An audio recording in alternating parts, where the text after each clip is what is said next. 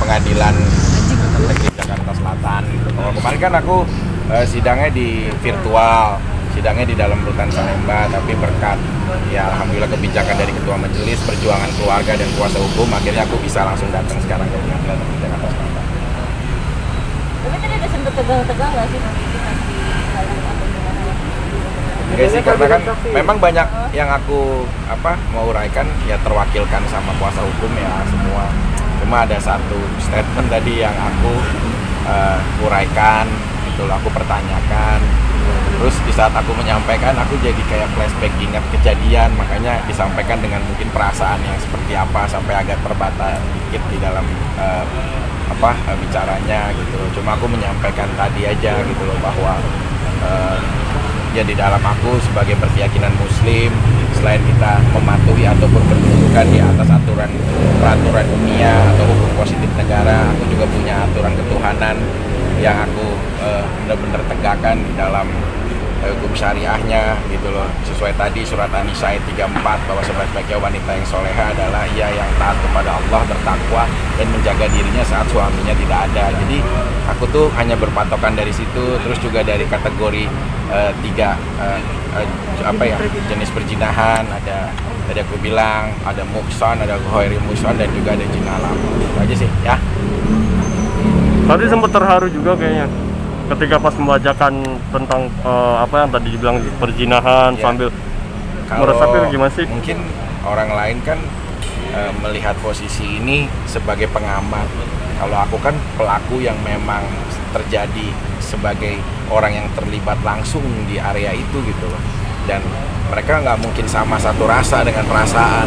Jadi saat menyampaikan pun beda, tingkat emosionalnya, tingkat historisnya, psikologinya gitu sih. Lebih ke situ aja lah. Terwakilkan nggak Bang? Tadi apa yang dijelaskan sama saksi ahli? Jadi begini ya, pertama saya mau menjelaskan bahwa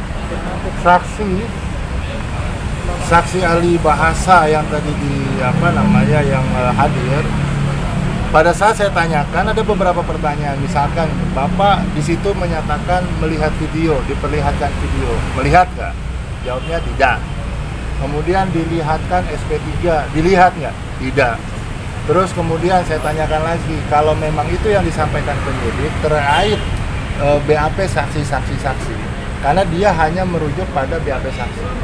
Nah, ketika saya tanyakan, kalau ternyata konteks hari ini saksi tidak ada yang mengatakan hal demikian, tidak ada yang bilang botakin. Dari kemarin kita nggak ada yang melihat, ada nggak yang botakin, nggak ada. Terus kemudian ada nggak disuruh telanjangin?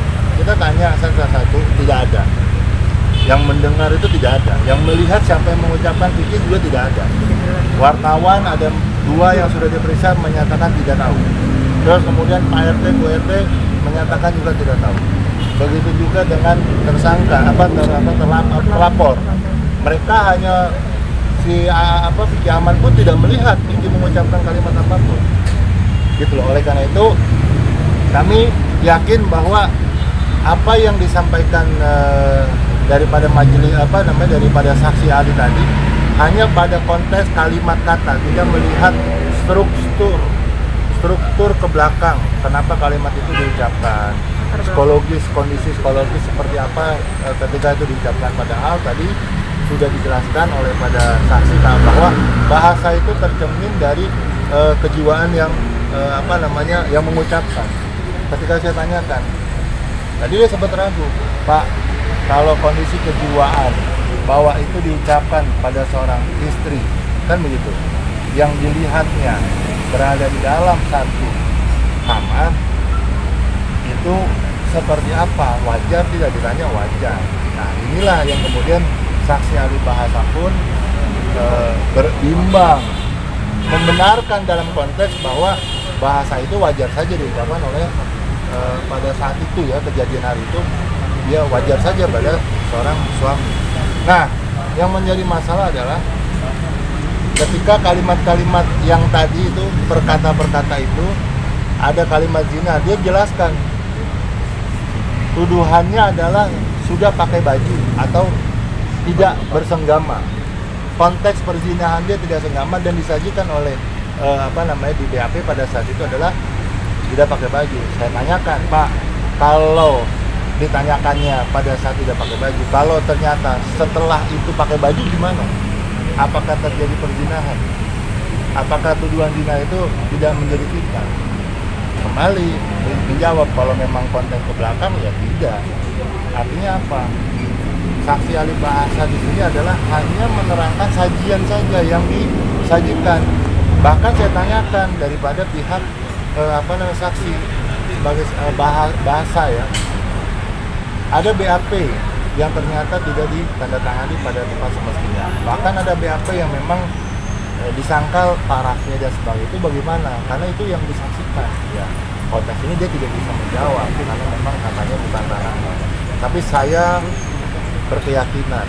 berkeyakinan bahwa psikologis sebagai saksi kita juga bisa melihat kalau dalam konteks hari ini ketika Vicky Prasetyo klien kami, dalam konteks dia membela kepentingan dan harga dirinya sebagai seorang suami.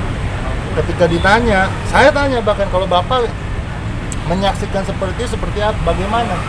Dia marah, kejiwaannya yang marah, ya wajar marah terucap kata itu, kalimat itu, karena perspektif Vicky kalau kata zina itu ada 3 menurut syariat yang dipelajari dan semuanya pastilah majelis hakim, jaksanya, pengacaranya, saksi ahlinya pun ketika melihat istrinya berada di dalam kamar dengan laki-laki lain, tidak ada pilihan kata-kata baik yang bisa tanda kutip diarahkan karena itu psikologis kejadian begitu cepat, ya kan?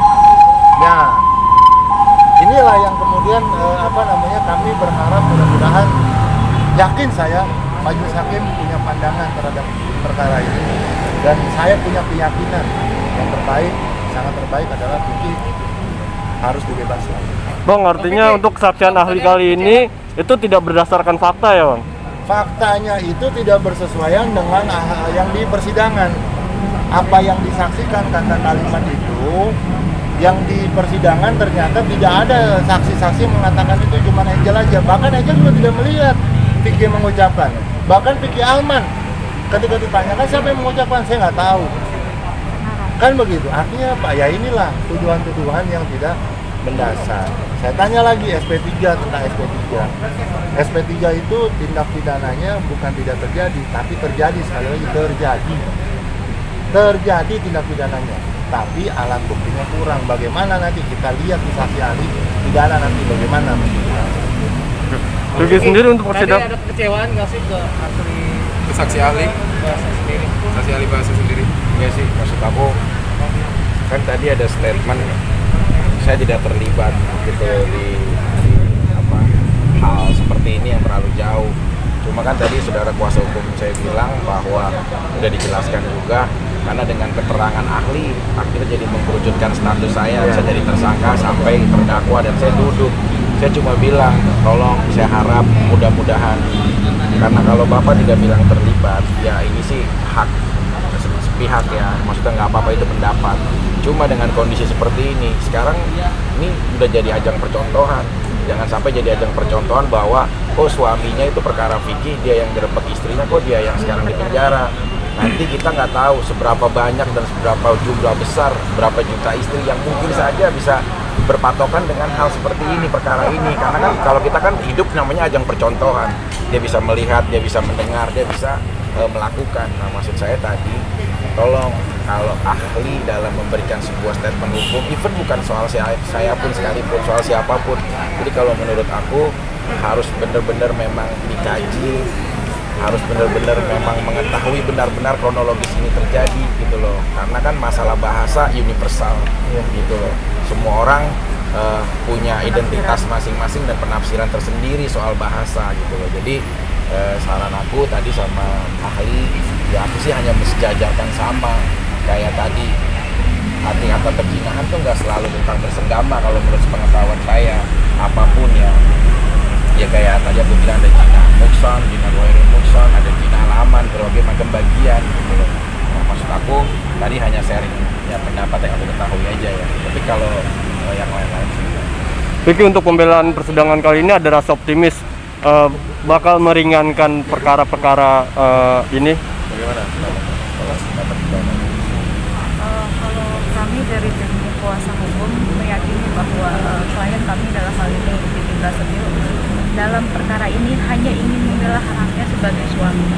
Sehingga apa yang menjadi putusan-putusan nanti ke depannya kita bisa lihat sendiri dari awalnya persidangan ini dimulai hingga hari ini. Tapi keyakinan kami dan kami optimis bahwa klien kami dalam hal ini hanya betul-betul ingin memperjuangkan hak-haknya yang kala itu masih menjadi suami sah. Di mana di dalam undang-undang perkawinan juga kita tahu bahwa juga seorang suami adalah menjaga keharmonisan dari rumah tangga itu sendiri. Balik lagi kalau mengenai putusannya seperti apa nanti datang kita akan saja di persidangan, dan kami yakin majelis hakim, jaksa dan semua yang terlibat dalam penanganan perkara ini bisa melihat ini dengan sebenarnya. Lagi ya, aku langsung jalan ya. Bang, agenda selanjutnya gimana? Agenda selanjutnya gimana persiapannya Bang? Besok kita ada press con di Lampung yang di Bintaro sama Vivi.